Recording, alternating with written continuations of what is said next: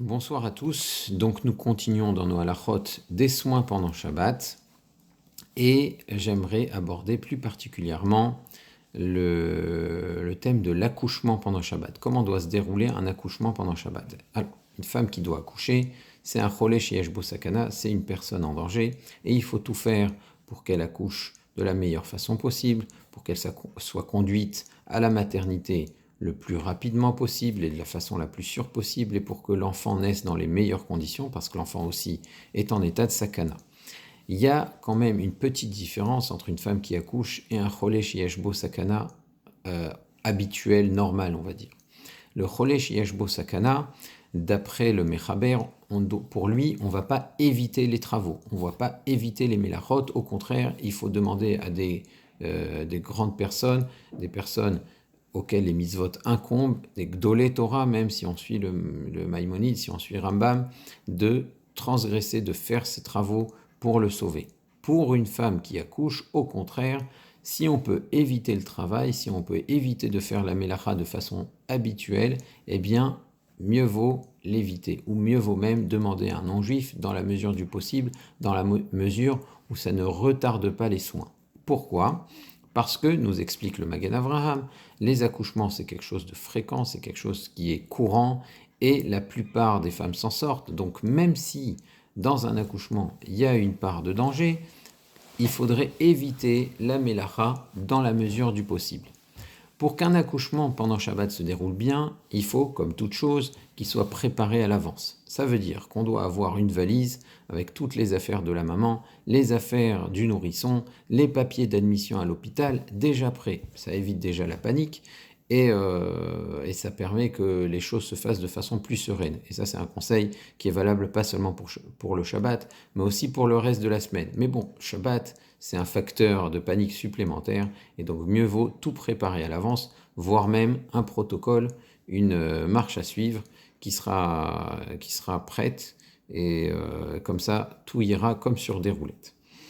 À partir de quel moment je devrais être alerté et me dire il faut aller à la maternité?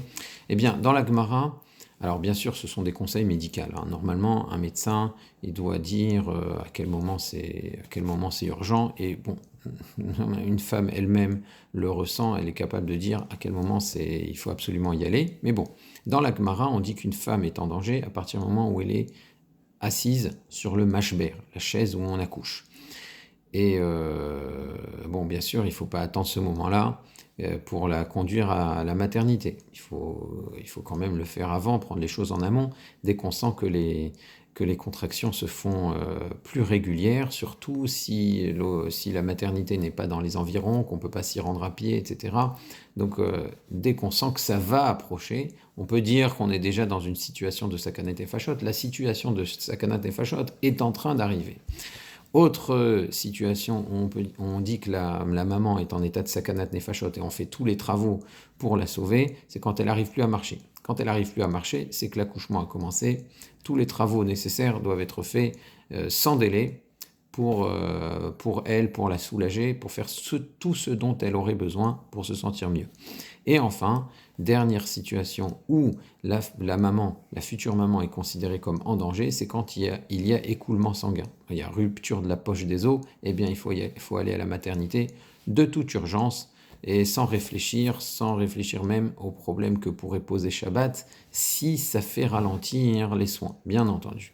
Alors, si on peut réfléchir et faire les choses de la meilleure façon, tant mieux, et c'est l'objet de cette vidéo. Est-ce que je vais me rendre à la maternité en voiture ? Alors, la voiture, évidemment, ça paraît être le moyen le plus rapide, sauf peut-être dans certaines rues parisiennes, bon, je dis ça sur le ton de la plaisanterie, mais la voiture, ça paraît être le moyen le plus rapide et le plus sûr pour aller à la maternité. Maintenant, est-ce que halachiquement, c'est le moyen le plus confortable ? Eh bien, c'est pas du tout évident. Prendre la voiture, ce sont évidemment des travaux, des melachot de la Torah. Quand j'allume le contact, je brûle de l'essence, melacha de la Torah, mavrir, brûler c'est un travail dans la Torah, interdit pendant Shabbat, absolument. À chaque fois que l'on pousse l'accélérateur, on met plus d'essence dans le moteur, là aussi, c'est mavrir, allumer, c'est aussi une melacha de la Torah. Donc c'est un problème. Alors évidemment, on est dans une situation de sakanat nefashot, mais si on peut éviter cela, c'est tant mieux. Cela dit, c'est permis. C'est permis de prendre la voiture pour accompagner une femme, sa femme surtout, à la maternité. Ou même la femme d'un autre, ou même accompagner le médecin. Tout cela, c'est permis. Mais le Shmirat Shabbat Kehil Cheta suggère, il a tout un développement là-dessus dans le Chelek Aleph de son ouvrage, dans la première part de son ouvrage, c'est l'ouvrage du Rav Nevirt, un très grand Talmid Chacham qui nous a quittés il y a quelques années, qui vivait à Yerushalayim. Et il dit qu'il faut éviter le plus possible les mélachot qui sont inutiles. Qu'est-ce que c'est les mélachot inutiles? Eh bien, éviter les mélachot inutiles, c'est par exemple mettre les clignotants. Pourquoi tu mets les clignotants? Ça ne va pas t'amener plus rapidement à la maternité. Éviter d'utiliser la pédale de frein. Pourquoi? Parce que les clignotants, comme la pédale de frein, eh bien ça allume des ampoules. Et très souvent, à part pour les voitures qui sont assez récentes, très souvent, les ampoules en question sont des ampoules à filament. Et une ampoule à filament, l'allumer pendant Shabbat, c'est un interdit de la Torah. Est-ce que c'est Mavir allumé ou est-ce que c'est Mevachel cuire parce qu'on ramollit le filament de l'ampoule? Ça serait éventuellement l'objet d'un autre cours. Mais c'est une mélacha de la Torah. Donc dans la mesure du possible, éviter les clignotants, éviter la pédale de frein.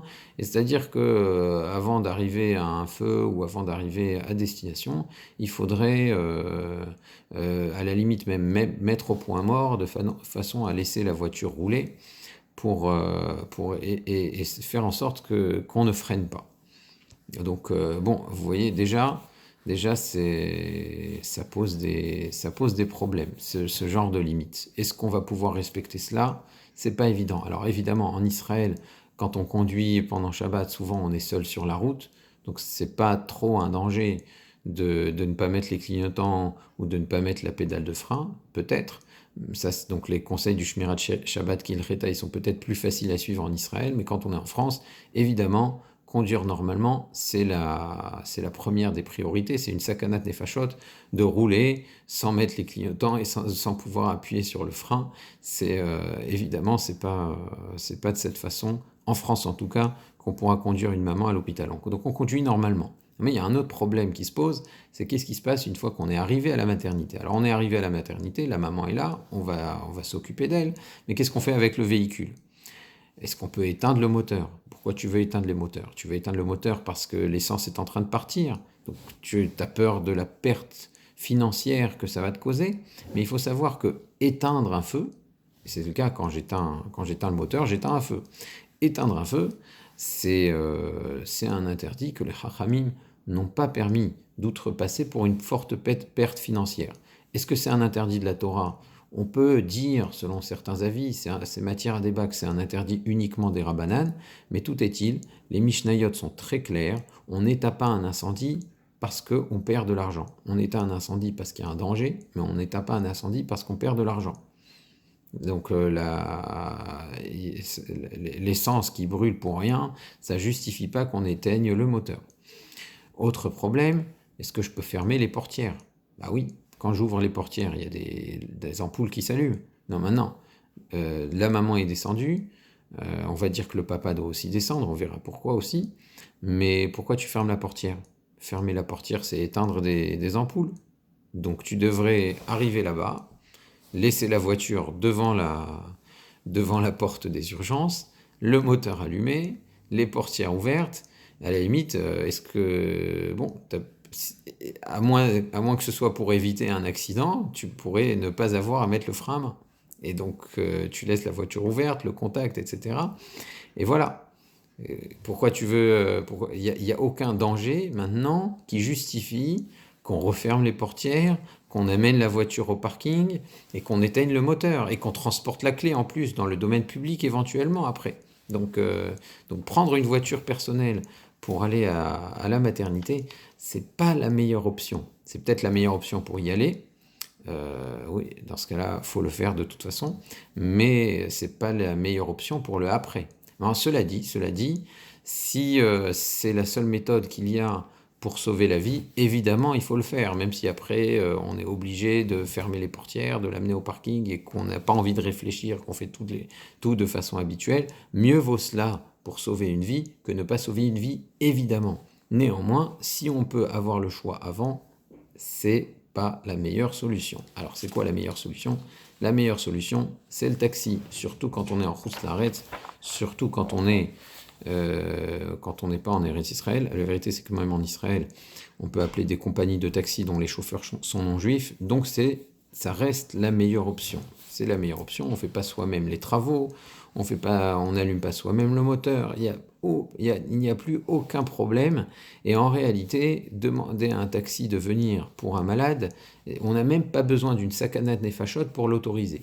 On n'a même pas, c'est-à-dire c'est la chose la plus permise qui soit, même pour un malade qui n'est pas en danger. Même pour un malade qui n'est pas en danger, on peut demander à un non-juif de faire des travaux, et donc on peut appeler un taxi pour accompagner la personne à l'hôpital, même si on est sûr que son pronostic vital ne sera pas engagé et n'est pas engagé. Donc évidemment, pour un accouchement, c'est la voie royale. Alors vous allez me dire, oui, mais on doit lui téléphoner au taxi. Ok, quand il conduit, on doit lui téléphoner. Mais c'est quoi téléphoner? Téléphoner, c'est parler dans un combiné. Il va y avoir des ondes sonores, les ondes sonores qui sont produites par nos cordes vocales, qui vont être transformées en ondes électriques, en courant électrique. Donc je génère un courant électrique quand je téléphone. Avec un smartphone aussi, j'allume le smartphone. Il va y avoir des LED, tout l'écran LED qui va s'allumer quand je vais allumer le téléphone. Alors, est-ce que ça pose un problème? Qu'est-ce que c'est allumer un smartphone? Alors, on avait dit qu'allumer des ampoules à incandescence, des ampoules à filament, c'est un interdit de la Torah. C'est vrai.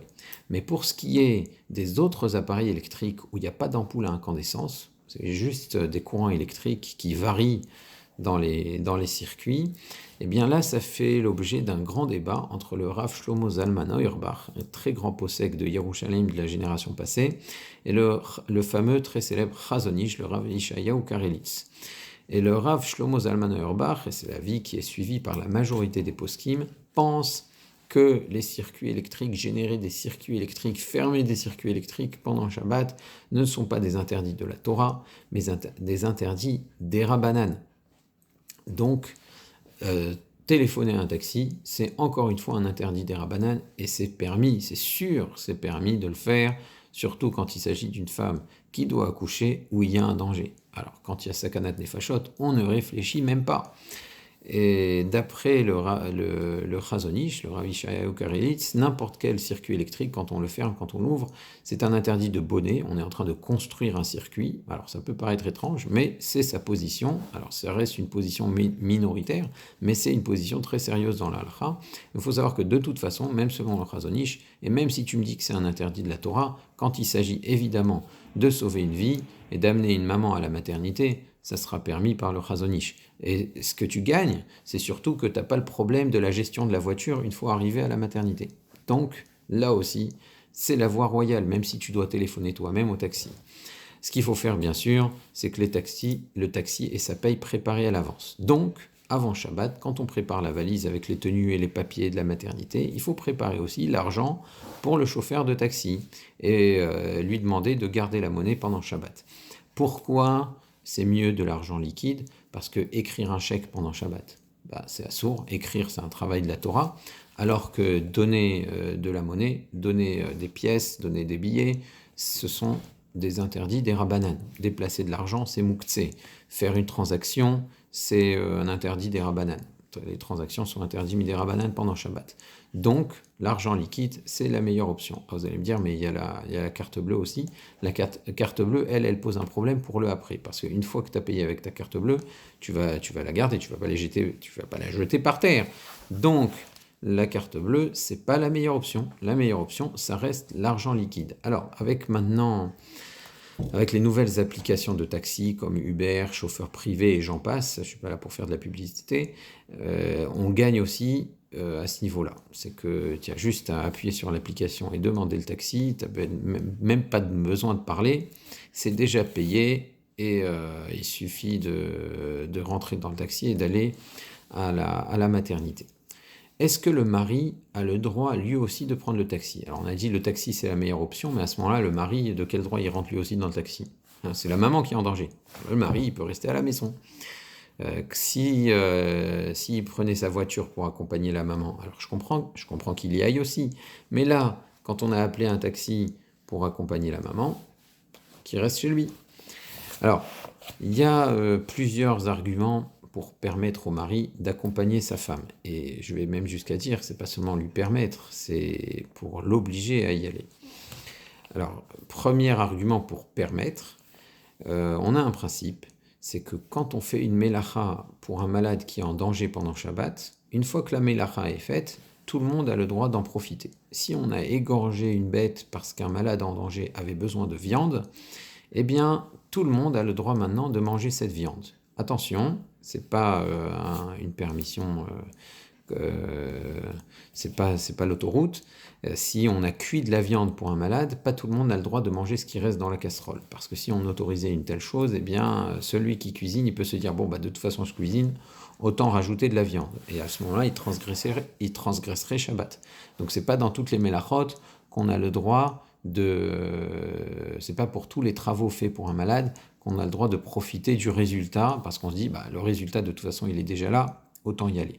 Mais là, tu peux dire, voilà, le taxi, il prend la maman, il prend la valise, de toute façon, il a déjà ouvert la porte, eh bien, je m'engouffre dans le taxi avec ma femme, et c'est bon, pas de mélachot, je me fais conduire, de toute façon, après, il va ouvrir la même porte pour faire sortir la maman, la future maman, je vais sortir avec elle, et tout ira bien, il n'y a pas de mélachot en plus qui ont été transgressés pour moi. Même chose si on devait ouvrir le réfrigérateur pour prendre une denrée pour un malade qui est en danger, et je parle d'un réfrigérateur, je parle pas d'un réfrigérateur qui n'a pas de problème de lumière, etc. On va parler d'un réfrigérateur qui est très problématique, ou quand j'ouvre la porte, il y a une ampoule à incandescence qui s'allume. Alors là, c'est quasiment un travail de la Torah, c'est peut-être même sûr que ce soit un travail de la Torah. Alors j'ai le droit d'ouvrir le réfrigérateur pour le malade en danger. Une fois que le réfrigérateur est ouvert, tout le monde a le droit de se servir. On n'a peut-être pas le droit de fermer la porte. Donc même chose, là aussi, encore une fois, le mari va rentrer dans le taxi pour accompagner sa femme à la maternité. Mais il y a un petit problème, c'est que plus tu charges le taxi, plus notre chauffeur va devoir appuyer sur l'accélérateur de manière peut-être presque imperceptible, mais il va devoir le faire. D'ailleurs, dans le Shmirat Shabbat Kehilcheta, il dit que quand on prend sa voiture pour accompagner un malade à l'hôpital pendant Shabbat, il faudrait, si on sait que ça va arriver, il faudrait charger la voiture le moins possible. Et si on peut enlever des objets de la voiture avant Shabbat, c'est mieux. Pourquoi? Parce que plus tu charges la voiture, plus tu as besoin d'essence, plus tu as besoin d'appuyer sur l'accélérateur, plus tu transgresses le travail de brûler de l'essence. Alors, ça peut paraître, c'est pas pour faire des économies, je vous rassure. Maintenant, pour le mari, c'est pareil. Tu vas quand même demander au chauffeur de travailler un peu plus. Encore une fois, c'est imperceptible, il s'en fiche, mais il va travailler quand même un peu plus. Il va faire un peu plus de mélachot pour accompagner le mari jusqu'à la maternité. Alors, est-ce que le mari, il a le droit, lui aussi, de partir avec sa femme? Eh bien, en vérité, non seulement il a le droit, il a le devoir de le faire. Parce que s'il part à la maternité, c'est pas parce qu'il veut profiter aussi de ce trajet pour être là lors de ce grand moment, c'est surtout pour que son épouse soit rassurée pendant l'accouchement. Et il faut savoir que ça fait partie du pikuach nefesh. Parce que si elle s'affole, si elle perd son sang-froid, si elle n'est pas à l'aise, si elle n'est pas tranquille, eh bien l'accouchement risque de ne pas se passer de la meilleure façon possible. Donc il faut, et c'est une mitzvah et un devoir élémentaire, que le mari accompagne sa femme à la maternité. Alors, je suis désolé pour ceux pour qui c'était évident avant, mais on a quand même besoin de le dire. Est-ce qu'on a le droit, arrivé à la maternité, de donner tous les renseignements nécessaires à l'inscription? Ah oui, parce que si je donne ces renseignements, il y a la dame qui va pianoter, il y a la dame qui va écrire. Donc je fais transgresser Shabbat par des gens. Et imagine, je suis dans un hôpital où le personnel est juif, alors c'est encore plus grave. Est-ce que j'ai le droit de le faire? Eh bien, il faut savoir que là, ça ne me concerne pas. Non, j'ai le droit de le faire. La gestion de l'hôpital, si après les gens ils écrivent, c'est pas pour toi, c'est pour eux. C'est leur problème. C'est leur problème. Alors quand ce sont des juifs, c'est peut-être un peu plus embêtant parce que tant qu'on peut éviter à quelqu'un de faire une avéra, de faire une transgression, c'est mieux. Mais là encore une fois, dans la situation où on est, c'est une situation de pikuach nefesh. Peut-être que pour le personnel de l'hôpital, savoir exactement qui est arrivé à quelle heure, etc., c'est important pour le pikuach nefesh, on n'en sait rien. Donc là aussi, on fait tout sans prendre de gants. Évidemment, la rapidité, c'est la première priorité. Et jusqu'à quand une femme qui accouche, ça s'appelle une femme qui est en danger? Jusqu'à quand, combien de temps après l'accouchement, on a le droit de transgresser des mélachot pour son soin? Alors ça fait l'objet d'un débat. Alors, vous allez me dire que mais si elle accouche Shabbat, c'est pas la question ne se pose pas de toute façon. Alors si, la question se pose déjà, si l'accouchement a eu lieu pendant Shabbat, qu'est-ce qui se passe après l'accouchement? Et la question, elle se pose aussi, si une dame a accouché la veille de Shabbat, ou l'avant-veille, ou la semaine d'avant, elle peut souffrir encore. Alors jusqu'à quand j'ai le droit de transgresser Shabbat pour elle? Dans la Gemara, on nous dit que 3 jours après l'accouchement, une femme est considérée cholé chez Yeshbo Sakana, et quand elle a besoin de quelque chose, on le fait, et même si elle dit non, j'en ai pas besoin, mais on sait qu'elle en a besoin, même si elle dit non, on transgresse Shabbat pour elle, et même si elle dit non, je veux pas manger à Kippour, et qu'elle a besoin de manger à Kippour, on lui fait manger à Kippour. 3 jours après l'accouchement. Comment on compte ces 3 jours? D'après le Trumat HaDeshen, et c'est l'opinion qui est rapportée dans le Shulchan Aruch, 3 jours, c'est 3 jours de la semaine, 3 jours, je ne vais pas dire ouvrés, mais si elle a accouché un mercredi, eh bien ça sera mercredi, jeudi, vendredi. Si elle a accouché lundi, ça sera lundi, mardi, mercredi. Donc ça veut dire que le jour de l'accouchement, il compte comme un jour, même s'il n'est pas entier, et les 2 jours suivants, c'est aussi des jours où elle est en sakana. Passé ce délai, elle n'est plus en sakanat nefashot. Eh bien, même si c'est l'opinion rapportée par le Shulchan Aruch, on est mekil comme les autres avis. L'avis de la plupart des Rishonim, l'avis de Tosfot, l'avis du Rashba Rav Shlomo ben Ederet, qui considère que ces 3 jours, on les mesure 3 fois 24 heures. Ça veut dire que si une dame a accouché mercredi après-midi, eh bien elle est en danger jusqu'à jeudi après-midi, vendredi après-midi, Shabbat après-midi. Jusqu'à Shabbat après-midi, on fait tout ce qu'il faut pour la sauver. Et si Kippour, ça tombe Shabbat cette année-là, eh bien on lui donnera à manger pendant Shabbat. Et de même, et ça c'est valable, même si elle dit qu'elle n'en a pas besoin. Voilà.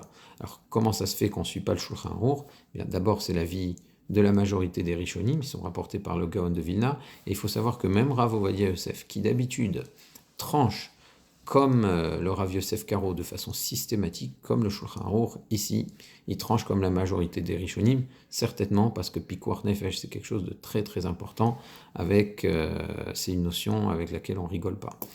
À bientôt, Bezrat Hashem. Au revoir.